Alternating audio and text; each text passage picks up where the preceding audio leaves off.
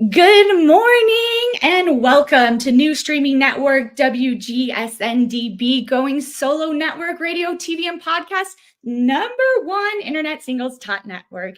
I'm Elana with your Health Vibes, and today I have my beautiful friend Amy Mitchell. I'm so blessed to have her here. She's a seasoned corporate professional, and today we are going to be talking about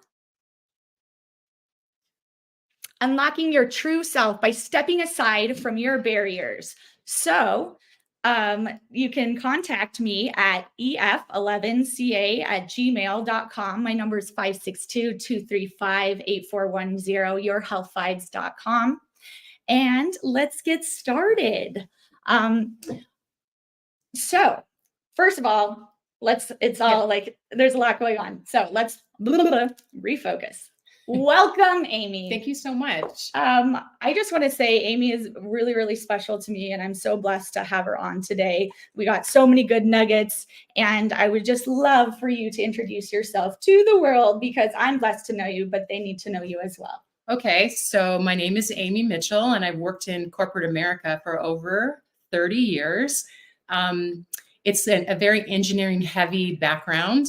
But the interesting thing is that I saw that the people piece was really missing. So when I went back to school, I was working because I started right out of high school. Oh, wow. Yeah. I went back to school. I got my bachelor's degree in business with a focus in organizational development and psychology. Wow. And then I went to University of Santa Monica and got my graduate degree in spiritual psychology. Amazing. Yes. So it was unpacking that was really about doing my own inner work, and being able to really get to the crux of issues in that corporate American environment, which anybody who's been in it, even for a hot second, knows how difficult it can be sometimes, and sometimes even a little toxic. So how do you stand in your own self and still bring forward your gifts and your intelligence and your knowledge to do the right thing? Right. Yeah. And I love that you're on, because this is what we need more of, is just really being vulnerable and honest. And,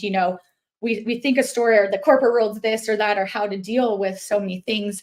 And I want to kind of start off just kind of how Amy and I met, and then we got to reconnect later on in life. So do you want to tell a little bit of a story? And so it's interesting. I met Elana when she was 17. Were you 17? 17 or 18? Yeah. My ex and I were buying our house, and her parents were our real estate agents. So, every year I got the holiday card with her happy family face, with your sister, your mom and dad, and the dog, right? Which we were just talking about last night. And then, So I was very on this very healing kind of spiritual journey, and there was a spiritual retreat, and it was very serious, as people can be sometimes. And Elana was there, and there were these two other women, and there were probably about, 8 or 9 other people. Yeah. And we were like little kids laughing with the two other women. We were having so much fun and laughing, and we're like, oh, that's right, we have to be serious because healing is very serious, I'm kidding. Yeah. So we were laughing, and when I left there, I'm like, I feel like I know her already. How do I know her? And I get home, and there's your holiday card with your face right there.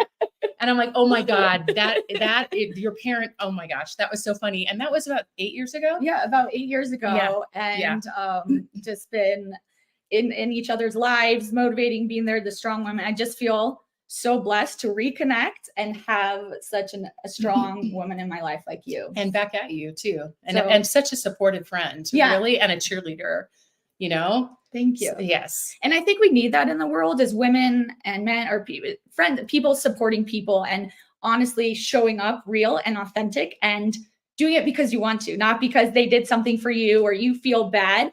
What I love about us is that we can be real, raw, authentic, and show up for who we are. And that what helps us create unlocking our true self, because you help us see and get rid of those barriers that stand in our way. Yeah. And if anything like that, like in corporate America, is really difficult. And I think it's like a secret thing, but I'll just bring it forward, is that women see each other as a threat. And really, I never felt that way. I always felt like it was really important to, especially I mentor, there was a mentor program and I mentored a lot of young women right out of college. And I remember one time they were so surprised the way other women were acting towards them and me. And they said, this is like high school. And I thought, unfortunately, we thought it would end then. But we'd come in and there'd people be professional and getting your back. Yeah. And so really just trying to hold that space in corporate America where you don't feel threatened by people. You really want to grow them, because if they grow, you grow. Right. It's not like if they get something, it takes away from you. It's really, you got to be from that mindset. I totally agree, because it benefits from the both side. And then you know that you can help each other. It's not like you're against them. You want to show up for them as well. And you see, you know, I feel like, we always want to be in this competition or one up or this or that. But in reality, we can grow together because we're doing the same thing. Absolutely. Yes. So let me ask you, what are some barriers that have come into your way that you were able to kind of see, or what has helped you, or, you know, what's stopping you from really in this cover or doing you? What has stopped you from, you know, life? So this is something interesting, like for me to define barriers first. Right. If that's okay. So I'm so sorry to stop real fast. And we all have different barriers. So what your barrier could be is my barrier, but we just wanted to share all different perspectives. Right. Because some things you try it on if it fits and you take what you like and leave the rest. Right. You just because one person has this perspective doesn't mean you have to take it as yours. Right. Yeah. So for me, a barrier is just information on how to, and they overuse this word in corporate America so much, pivot. Can we pivot?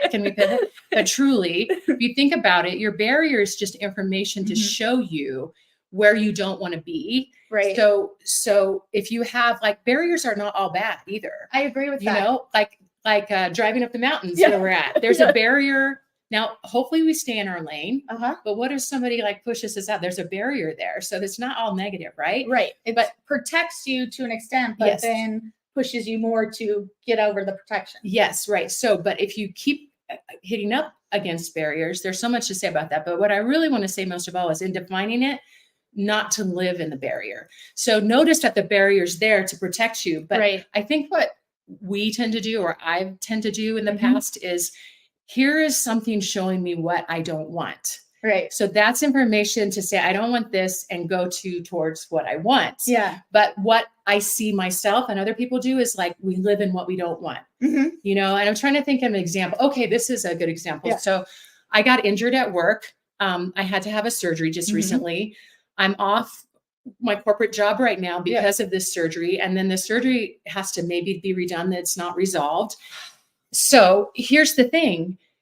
I want to be healthy. Yeah. I don't want to focus on all the problems of the surgery. I just need the information so this stuff can get resolved. And then I don't go, oh my gosh, this happened because they did this. And there are victims in the world. I'm not saying there's not, but to live in the victim instead of like, okay, I have this information about this injury. Now I have to pivot out of that. And so, okay, what do I need to do towards my health, towards my healing, and empower myself towards that? So that's defining the barrier. So that's kind of barriers, like health barriers. Like, so maybe we can expand a little bit more because you have to care enough to love yourself and do something about it in self-care and to show up. So maybe some of your barriers, what are some like healthcare, like that you're working for you that is important to you so you can show up? That's a really good question because for years there was this thing, and I don't want to get into the details because it's boring, but it's never boring. Okay, your stories are always exciting, but it's spoken from somebody who loves me. So the question again was more about like healthcare, like we talked about self-care. And when we show up, we're showing up for this person and that person and the job, and I have to be here, but what is your care for you? How do you care for Amy and break those barriers so you can be your true authentic self? What I really had to do is identify what my own patterns were as far as healthcare, so I kept putting myself, because of the pressure at work, in a situation that I would get hurt physically more. Yeah. So I kept putting myself, well, you know, they're having layoffs, so you may need to, so I'd go, okay, I'll just do this thing instead.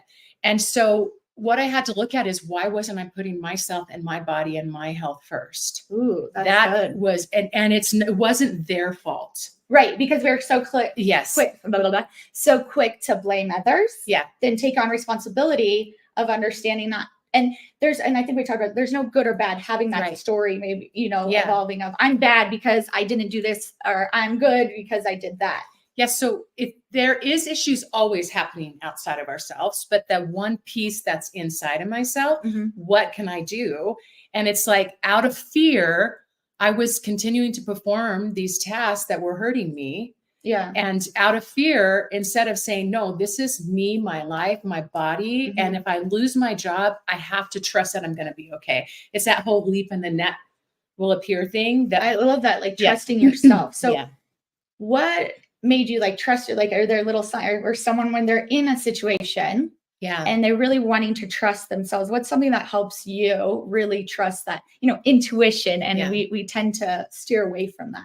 I could say a lot about, it all comes down to our nervous system. I think our regulating of our nervous system. If I am in a place of panic or fear, then I know I'm probably not making the best decision. Right. So there's a lot of stuff out there about nervous system and somatic therapy and being in your body. And it's not a cookie cutter, one size fits all approach. So I did this work for a long time where it's like, okay, trace your body, like feel your feet on the ground, and that didn't work for me. That just activated me even more. Right. So I had to, if I was in a place of panic or fear that maybe I was going to lose my job, or maybe that I wasn't going to be the golden child anymore, the superstar, seriously, that they relied on. Right. I had to wait and do what I need to do to calm myself down. Now for me, as you know, it's like my dogs, being in the mountains, being by the beach, talking to a friend, getting it out of my system, having the cheerleaders in my life that I have, like truly you. And I have, Bob Proctor, the tribe, like I was going to talk about Bob Proctor's book, Change Your Paradigm, Change Your Life. But he talks about having a mastermind group. It could be 2 or 3 people. I don't advertise everything I'm doing to everybody. I just keep it within this close knit people that get me and support me and can reflect back to me, like, I'm concerned about you if I can't see it for myself. Right. That's why all those sayings are out there. You can't see the forest from the trees. You're in the middle of the fishbowl, right? Yeah. So, so truly it was about that barrier was like, hey, and then asking myself, and this is another thing, not to live in the why, like, why am I putting all this before my own health?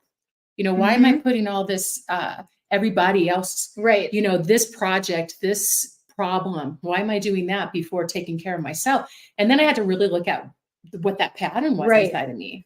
And I think too, we talk kind of like people pleasers, yes. And so, I'm guilty of it, definitely guilty of that. And so I think too, that plays into not taking care, we want to not ruffle toes. You want to take care of everybody else, but if you don't take care of yourself, then you can't fill anybody else up to an extent, like, because I love to serve. Like, I feel like I was put here to serve. And so, sometimes when people say like, well, if you serve others and you're not doing yourself, but serving others really fills my cup so that I can serve myself as well. I feel like you're like that with a little bit too of, I get it. It's a fine line, isn't Correct. it?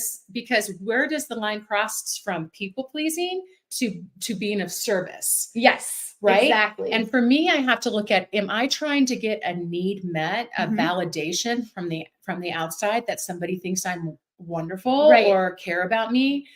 Am I trying to validate myself through this act, or is it just purely like a random act of kindness, like nobody's going to find out sort of thing?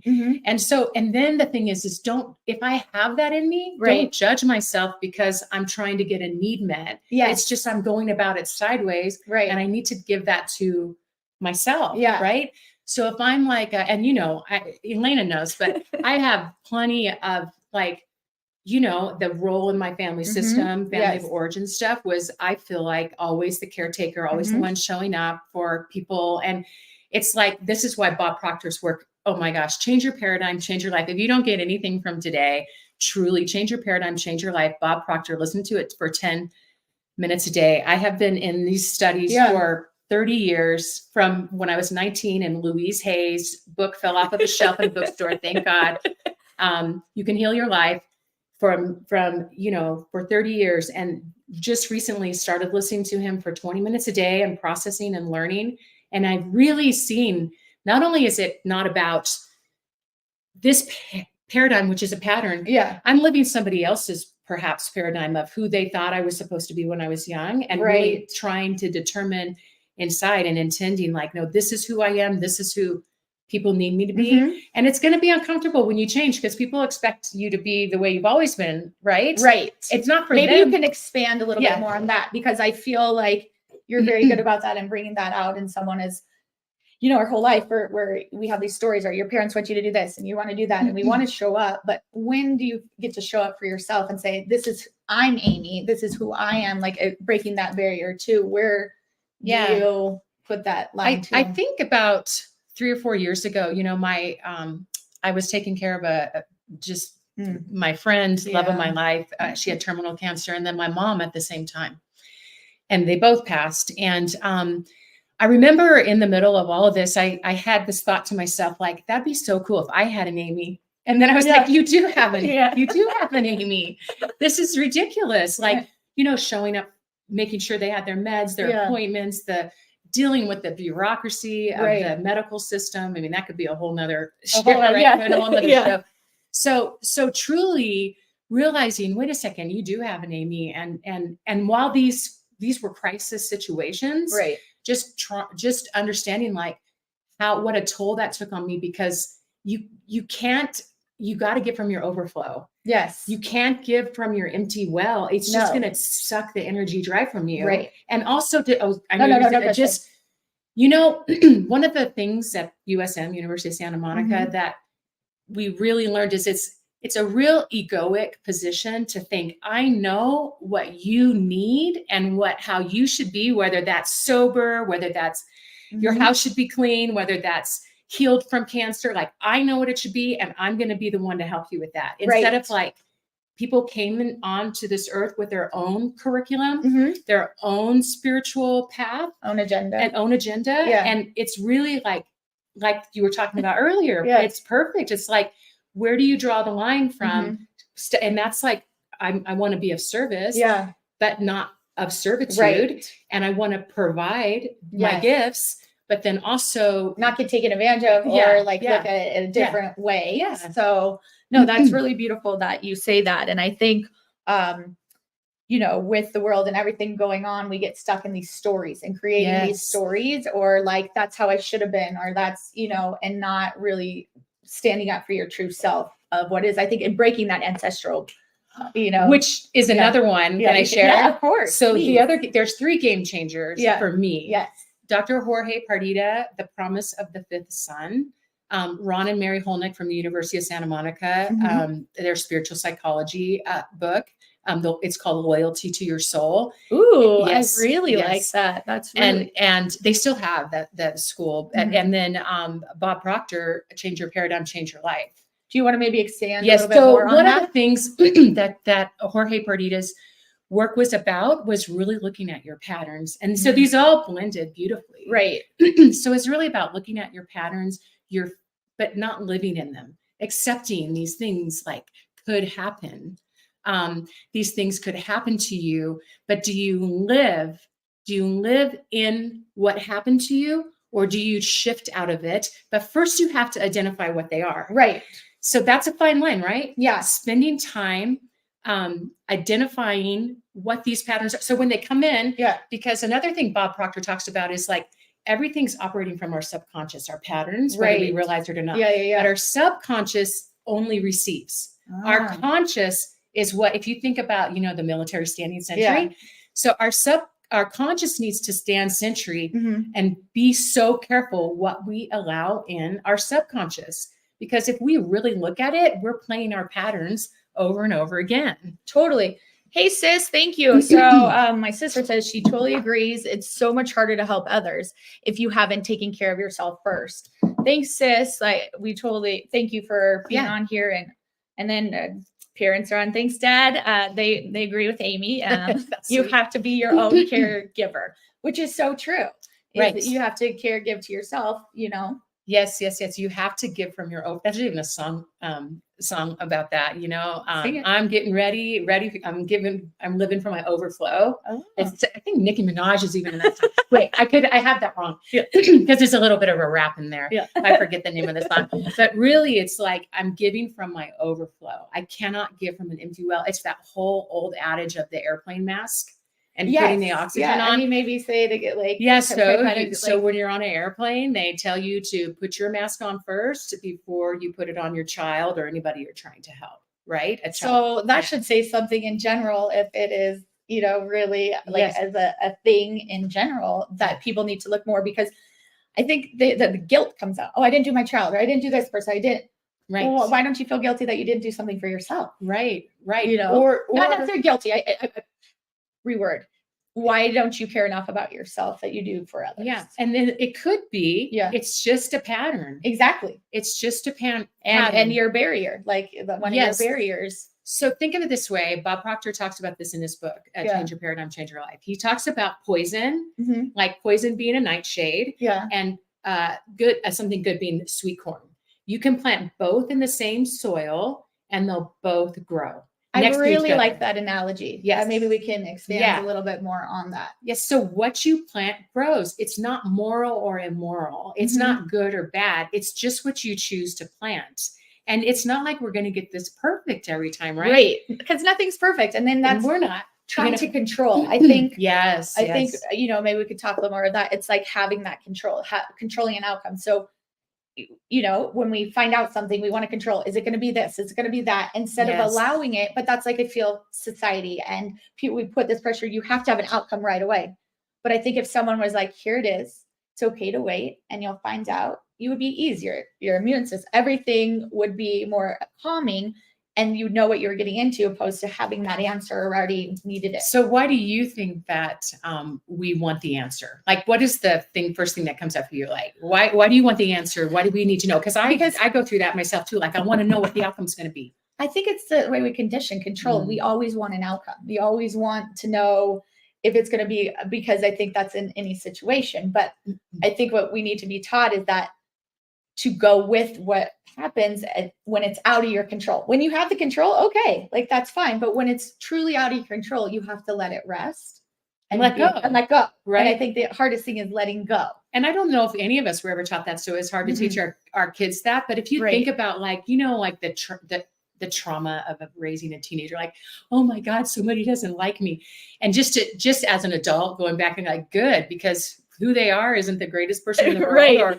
Or like, if they like you, my mom used to always say, I love this. She had so many amazing things, but one of them is, if that person over there doesn't like me, that's great, because I do not subscribe to their morals, their moral compass, who they are as a person. So if somebody that has something that I don't respect doesn't like me, that's really a good thing. Right. If they like me, I need to look at myself. Yeah. Right. So I always think about that with Tony, my mom. But I think about, her Tonyisms, trust me. I even have a picture up that says, never explain, never justify, never defend yourself.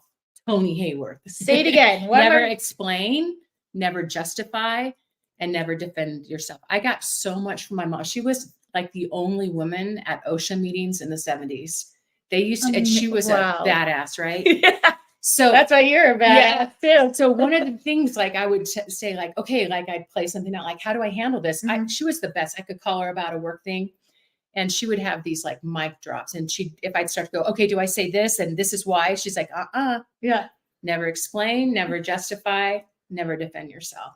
And that was just, if you look at, then if I catch myself doing that, I ask myself, why do I feel I need to defend or justify myself? You know? Why do you think we need to, like, what do you think that is too, of why do we feel so defensive constantly or trying to, you know, prove ourselves to someone? Do you think it's back to the people pleasing thing. I think, so I had this, like back to the like work thing. So I had this epiphany the other day with the help of somebody. It was like, so at work before the injury and before I was off work and then went back and then went off again for the problem. I was the superstar, the one who they relied on, whatever. So I go into this new environment and nobody really appreciate. They're like, you have to take this, even this is something I would coach, mentor, and train. You have to take this class because you don't know anything. It was really awful. Wow. Right. So I started to feel myself get really depressed. And then somebody helped me with this. Wait a second. Just because they don't see it doesn't mean it went away or it's not there or it was never there. So I think that's so important to remember. Just because somebody doesn't see it doesn't mean it's not real. It's not real and it's not there and it's not inside of you. I still have the skill set. Right. But maybe somebody doesn't see it, then move on. Okay. Yeah. Okay. Sorry. Bye. Yeah. So, bye, Felicia. Bye. And I think it's really about that, right, Elena? It's about like, it's like, just really like, is this a pattern of mine? Right. And it's then, but the most important thing is not to beat yourself up for being in your pattern. It's just and like, going down that rabbit hole because, you know, if you're not number one in your friend's book, then maybe you should not be their friend. This is from my mom. Thanks, Deb. Fun fact from Deb. And also my mom says too, something that I've learned from Deb is you have a choice. You have a choice how to show up. You have a choice how you react, and you have a choice of who you want to be. And, you know, good, bad, or indifferent, you have that choice and, you know, you can do it. Thanks, Tony. So yeah, it's all about choice, right? But it's back to understanding what the pattern is. And that's why Jorge Pardita's book, The Promise of the Fifth Son, it really opened me up to not only do we have our own pattern, we have our cultural patterns, and then we have our ancestral patterns. Right. And just think about it. And Bob Proctor says this too, 2 people united and they made you. And that's just why we look like our ancestors, because that's why my mom's my twin. Yeah, I know. It's crazy. So we look like these people and we also carry some of their personality traits, some of their, like the maybe trauma they endured. Like my family on my mom's side came over on the second Mayflower, truly. Wow. And I think I've been starting to get into ancestry, came over as indentured servants of all things, right? Wow. So if you think about, and this is kind of deep, but like, remember I was talking about the servitude versus like being like in your gift and giving from the place of overflow. And so it's interesting that's a family pattern. Wow. You know, and we don't realize that. So you're wondering where you got it from. Right. And so I find that fascinating. And I look back at my mom's side in there and the strong resemblance of the women in my family, you know? Yeah. So, so I really, really feel like it's not an overnight thing. No. It's really like finding, like mine is Ron and Mary Holnick, Jorge Pardita, Bob Proctor, but that may not resonate with somebody. Right. So it's not a one size fits all thing. Right. And that's what I love about that, because so many times we see these things or these coaches, this, that, and everybody, it's like, it's for everybody, but it's not. We all have our own ways that we want to show up. We all have our own gifts. We all have our own things that help us. Yeah. And I think just being authentic and showing up that way is really helpful. But knowing, as what you said, it could be from this, it could be from that. I mean, my grandma came like over here like 10 years after her mom, and you know, so there were so many like, and they almost couldn't get over it, you know, and so there's so much trauma that if we don't see that and deal with that, then it's just going to keep continuing. And it's in our bloodline. And so that's part of that work, is like looking at what the patterns are, like what are my patterns and how are they related to that? Right. And then how do I give from the overflow? How do you fill yourself up? And it's got to be the thing that you love actually is what you're supposed to be doing. You know, I used to think that for whatever reason, I used to think, man, I'm going to have to be a nun and an accountant. I did when I was like 12, because that's what good girls do. And you're told good girl, you know, like the story boring line. both ways. For me, we weren't even Catholic. Yeah. That's weird, right? So anyway, I thought if you were a really good person, I used to have this thing. You remember Gone with the Wind, Melanie, that like martyr lady? Yeah, like I thought that was a good person. Now I'm like, gag. We should watch Gone with the Wind later. But I was like, I look at it now and I'm like, gag. But you know, she was just such a martyr, and she took everybody's crap, and she's like, oh, you know, go ahead and sleep with my husband. It's okay. Like, screw that, man. Screw being that doormat. Yes. You know, it doesn't get anybody anywhere.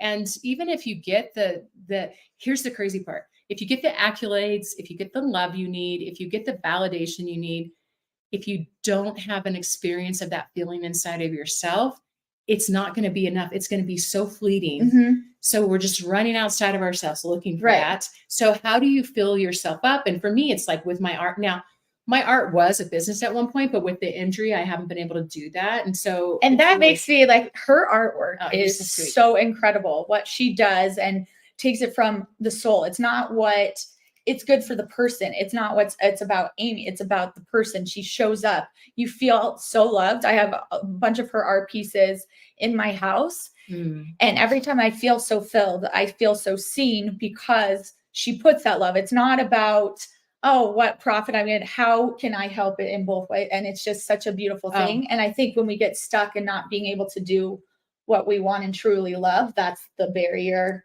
And that's the fun part. Oh, I curated a whole, like, I don't know how many, 5 pieces for you? Yes. Or no, 6? 6. Okay. Yeah, so amazing. it's gemstone. Like I use gemstones and I'm a little woo-woo, but I'm not like, so here's the thing that I feel and you like, could be as woo-woo as you want to be because it's even better. so it's like this. It's like, you know, some people wear a cross around their neck or whatever, but it's not that the cross has the power. It's that what they believe has the power, right? Same thing with, I think everything's energy. Yeah. And Bob Proctor even talks about this in his book where he says like spirit is everywhere. And they say, but everywhere, but in a piece of wood or a garden rock. So everywhere in a piece of wood or a garden rock, like, no, it's everywhere. So energy's in everything, you know? So, and like what vibe? So like with my, you know, like with my show, it's what vibe? It's not changing yourself. It's not, you know, because everybody knew this, knew that you have to change. Energy. What vibe do you want to bring? What energy do you want to show up?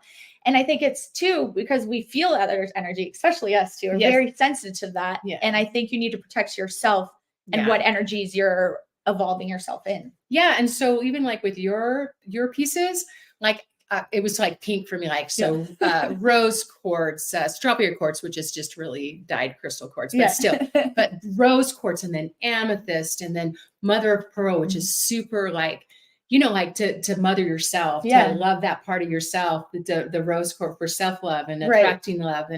And so it was so fun. And then sparkle. Yeah. So then there's this thing, and it's resin art. This is like, because I make intention jewelry, and then I make these big resin art pieces. Oh yeah, I have some of mine on, but I make that jewelry. But then the resin art pieces were really about the crystals and the colors, and then I would just like set with you.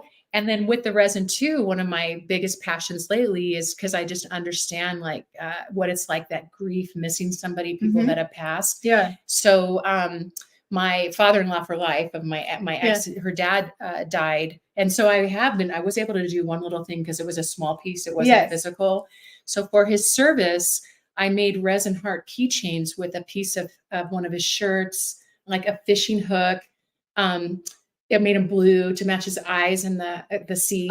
And so, and then I put the fishing hook inside of the resin, and I just wrote up how this reminded me of him, of Randy. And it was like, he was there.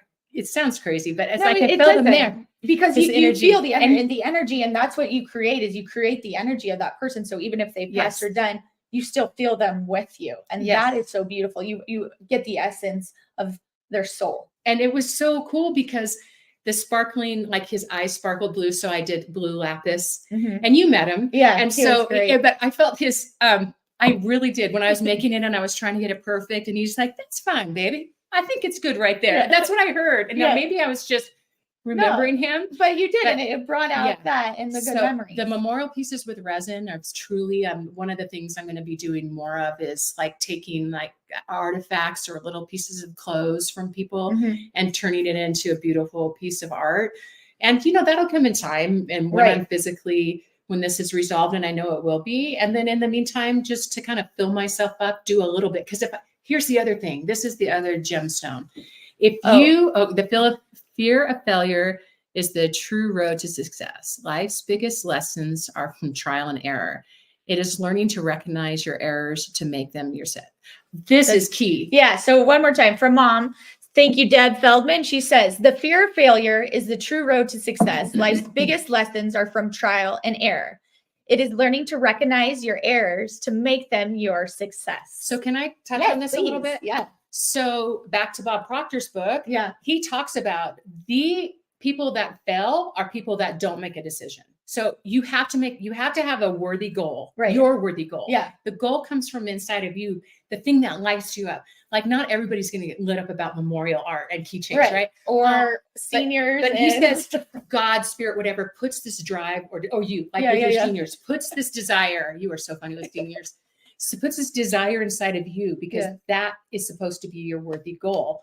But the thing is people get caught up in what he calls daily trivia. Back in the day, before social media, daily trivia was gossip, was watching too much TV, now it's like all day on Instagram, Facebook, whatever. And comparing yourself. It's the minutia. And looking what's good on paper. Yes, what's in the minutia of life. So you have to have this goal that you strive for. And here's the thing. You are going to make mistakes. Now, the biggest successes in corporate America, these are like these badass. Yeah. They were like, in the truest sense of the form, the healed psychopath, like that's like, hey, yeah, you got a problem. I don't care. I'm my eyes on the prize. You know, that kind of people. So they did not give two licks what anybody thought of them. They knew what they were supposed. They were never like, oh, but I don't want to hurt their feelings, and I don't want them not to like me. You know, no, it was like, hey, they knew their worth. They knew you bring me a problem, you bring me a solution, and it better be the right one. Yeah. Don't even come and whine to me like this kind of. That's energy. How Tony, my boyfriend is. He's very, his project, but he wants a solution. If you're going to come to him, have the solution, have that show up, and don't just come like a chicken with your head cut off. So the two things is fail fast. Okay, so fail fast. Okay, this didn't work. Pivot to the next thing and go on to the next thing. Don't get inside of yourself of like, oh, I messed up and I'm such a failure and I'm such a cancel. The story of no, this didn't work. And I make the decision. I don't spend forever. One podcast I was listening to, this woman was talking about, you know what she does? She takes people that she wants to hire out to lunch. And if they can't decide what they want to eat or drink, or they don't read a room, she's like, this person's great on paper, but not so much, because making the decision is key. So you make the decision and then you execute it. You make the decision and you execute it, instead of living in that place of ambiguity and not making that decision. Right. And which is so hard. Yeah. Then you move forward with that. Right. My dad says, if we could really follow what you two have been talking about, hope that people take something from today in the comments as well. Thanks, Dad. Appreciate that. So, I mean, and this to that point, this may not be a fit for everybody. Right. Exactly. Like someone might pop on and be like, not today. Or like, we see everything through our own filter. I trained a lot in corporate America. And one of the very interesting things was people try to solve a problem, and sometimes their resolution's a catastrophic solution, right? So what I would always have to understand is we're seeing everything through our filter, our experiences and our training. Right. So if I have an engineer, they're going to want to redesign something. If I have a tooling person, they want to buy a new tool. Yeah. If I have a procurement person, they want to change. But they don't understand the true problem. So they try to implement a solution without understanding the true problem. Right. So ideally what you want to do is say, what is the ideal state here? What is the ideal state? And then the opposite is what the problem you're trying to solve. But always go to like, what is the ideal situation state? What does this look like the best here? Right. Yeah. And something on there that I just looked up on, she has in her wallet, says, leap and the net will appear. I really like that. I do. Taking that leap, taking that extra step, doing something outside of your box of something you didn't think you would do, and showing up for yourself and doing what you said, living in your joy. I think too, like with this, if people don't know, it's human design. I'm a 4-1 generator, and for generators, it's living in their joy. If we aren't living our joy, then we're not showing up. So if it looks like I'm sitting there picking my nose and that's my joy, and I'm going to do it, then I'm going to show up better. But it triggers someone because a lot of people can't sit in their joy and understand that you're sitting with yourself and you're happy. Yeah. Because they think, I need to work, I need to do this, I need, your game plan that you're conditioned to. And just to touch on that, if I can. So some people sitting, the term spiritual bypass or spiritual whitewash. Do you know what I mean by that? Yeah. So it's like, oh, everything's fine. I'm happy. This didn't bother me. All the while I'm seated inside and doing all this passive aggressive shit. Like, we all experience that from people, right? So when you're sitting in your joy, it doesn't mean that like, oh, I'm meditating with crystals and I'm so happy and nothing bothers me and I never get mad and I love everybody. And that's not your place of joy. No. But for somebody else, they don't experience that depth of joy. Right. What's so interesting about when you experience that kind of joy, you also have to, that depth of sorrow and pain. Yeah, there's light and dark. Yes. You can't just live in the light of woo-woo. Yes. And the light of woo-woo. So even though it's like funny that I say that, it's truly about just being honest with yourself about how you're feeling. You know? And my sister said, you can't worry about triggering other people. That is their journey and stuff to work on. Your joy is the most important. So true. But the thing that a lot of people, and even myself, they say this thing, you triggered me. Do you trigger me? Yeah. The trigger's inside of us. Right. The trigger is like, if I'm triggered, it means that I have some unresolved issue material. Yeah. So if you look at everything in life for your upliftment, learning, and growth, Yeah. So that's the most key. So if I could just say like, that is the true thing. It's looking at everything that comes to you because and I know that we're going to wrap up here, but if you look at the planting in the soil, the poison and the sweet can plant in the same way. But if you take that and you like focus on the sweet, but sometimes the poison comes and what's this for my learning, upliftment, and growth? And maybe that's just to move out of the situation and be like, dodge that bullet. You know what I mean? Definitely. So I just want to kind of close out and say thank you so much. It made my heart so happy for you to be here. We could be on here for another hours and upon hours. So I'm Elana Feldman. We're Unlock Your True Self by Stepping Aside. This is Amy Mitchell. You can reach her at Amy Mitchell Art or Woo Woo Heart at Instagram. And I'm Elana. And you can reach me at I'm Elana with ef11ca@gmail.com. My phone number is 562-235-8410. And I just wanted to say we are on we're on our new streaming network, WGSN-DB, Going Solo Network, radio, TV, and podcast. #1 internet singles talk network. And I'm Elana with your health vibes. Thank you for being here. Thank you for being present. I'm here bi-weekly, 9 a.m. Pacific time, 12 o'clock Eastern. And, send this on to people. If you liked it, send it because others will as well. I love you. I honor you. I see you, and I will see you in a little bit. Mwah. Bye. Thank you, Elana. Thank you for having me. Appreciate you. Love you. Love you.